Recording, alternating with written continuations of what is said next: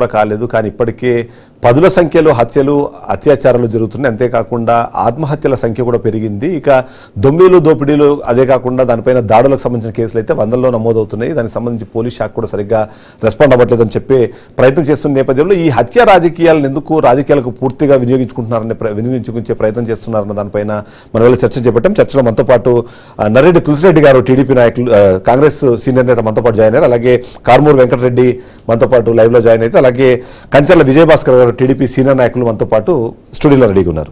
మరొక తులసిరెడ్డి గారి దగ్గరికి వెళ్దాం. తులసిరెడ్డి గారు, మీరు చూస్తున్నారు, కొన్ని దశాబ్దాలుగా మీరు రాజకీయాలు చూస్తున్నారు. ముఖ్యంగా చూస్తే మీరు రాయలసీమ ప్రాంతానికి చెందిన వ్యక్తిగా ఆ ఫ్యాక్షనిజమో లేకపోతే ఫ్యాషనిస్ట్ బ్యాక్గ్రౌండ్ అవన్నీ చూసిన వ్యక్తిగా మీరు చెప్పండి. మీరు ఇప్పుడు అంటే గత 5 సంవత్సరాల్లో ఇలాంటి పాలన జరగబోతుంది అంటూ గతంలో కొన్ని రకాల మనము కమెంట్స్ విన్నాము. అయితే 5 సంవత్సరాలు ఇలా జరిగింది. ఇప్పుడు ఈ పార్టీ అధికారంలోకి వచ్చిన 45 రోజుల్లో జరుగుతున్న ఈ పరిణామాలన్నీ చూస్తే, అంటే రెండింటిని బేరీ చేయాల్సిన అవసరం ఉన్నా సరే లేకపోయినా ఇప్పుడు వీని చూస్తే మాత్రం ఎవరికి వాళ్ళు ఆరోపణలు చేస్తున్నారు. ఎలా చూడాలంటారు? రాష్ట్రంలో శాంతి భద్రతల పరిస్థితి చూస్తే పెనం మీద నుండి కనకనమండే నిప్పుల పొయ్యిలో పడ్డట్లు తయారైంది. పెనం మీద నుండి నిప్పుల పొయ్యిలో పడ్డట్టు తయారైంది. వైకాపా ప్రభుత్వ ఓటమికి అనేక కారణాలు ఉన్నప్పటికీ ఒక ప్రధాన కారణము ఈ యొక్క లా అండ్ ఆర్డర్ పూర్తిగా క్షీణించిపోయింది. అరాచక ఆంధ్రప్రదేశ్ అయింది. ఆఫ్ఘనిస్తాన్లో తాలిబాన్ల పాండు వించిపోయింది. పూటగోరోడి తయారన్నారు. రాక్షస రాజ్యమైంది. ప్రజల ధన మాన ప్రాణ రక్షణ లేదు అనే ఒక కారణము, అనేక కారణాలు అదొక కారణము, ప్రధాన కారణము వైకాపా పార్టీ ఓడిపోయేదానికి మన ఎన్నికల్లో. కానీ ఇప్పుడు చూస్తే అంతకంటే ఎక్కువైపోయింది. కొండ నాలుగు మందు వేస్తే ఉన్న నాలుగు ఊడిపోయినట్టుగా ప్రజలు వైకాపా పార్టీని ఓడించి టీడీపీ కూటమిని గెలిపించడానికి ఇది ఒక ప్రధాన కారణం, శాంతి భద్రతలో క్షీణించడం అనేది. అవును. కానీ ఈ ప్రభుత్వం వచ్చిన తర్వాత ఈ 40 రోజుల్లో మరింత ఎక్కువగా మనకు చూస్తాం. ఏ రోజు ప్రసార సాధనాలు చూసినా ఇవి కనిపిస్తూనే ఉన్నాయి. కాబట్టి ఇక్కడ 4 రకాలైనటువంటి ప్రాబ్లమ్స్. 1 రాజకీయ పరమైనటువంటి కారణాలు, 2 వ్యక్తిగత కారణాలు, 3 అసాంఘిక శక్తుల కార్యక్రమాలు, తర్వాత 4వది చాలా చోట్ల ఈ భార్యాభర్తల గొడవలు.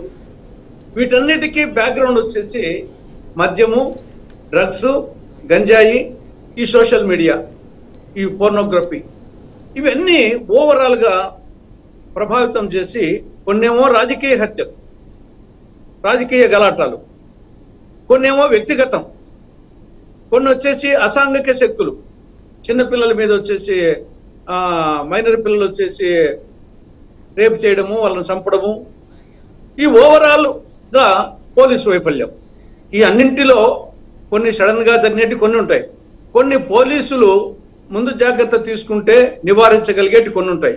కాబట్టి ఓవరాల్ గా పోలీసుల వైఫల్యం కూడా ఇక్కడ కనిపిస్తా ఉంది.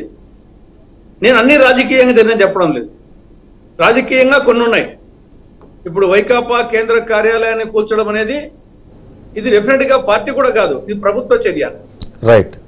వైకాపా కేంద్ర కార్యాలయాన్ని కూల్చివేయడం అనేది జేసీబీలతో ప్రొక్లీన్తో తెల్లార్జున అనేది ఇది పార్టీ కన్నా కూడా ఇది ప్రభుత్వం చేసిన చర్యగా భావించాల్సి వస్తుంది. ఇక్కడ ఇంకొక కీలకమైన అంశం మనం చూస్తే ఏంటంటే, సరే ఇప్పుడు జరిగిన హత్య రాజకీయాలు వీటి గురించి ఒకటి మాట్లాడుతూ ఉంటే మరొక కీలకమైన అంశం, దీనిపై నేను ఢిల్లీలో వెళ్ళి ధర్నా చేస్తాను అని నేను జగన్మోహన్ రెడ్డి ఏదైతే ప్రకటన చేశారో దానికి సంబంధించి అంటే రాష్ట్రంలో జరుగుతున్న విషయాల్ని దేశవ్యాప్తంగా చర్చనీయాంశంగా మార్చడం వల్ల వచ్చే లాభం ఏంటనేది మరొక ప్రశ్న ఒకటి ఉత్పన్నమవుతుంది.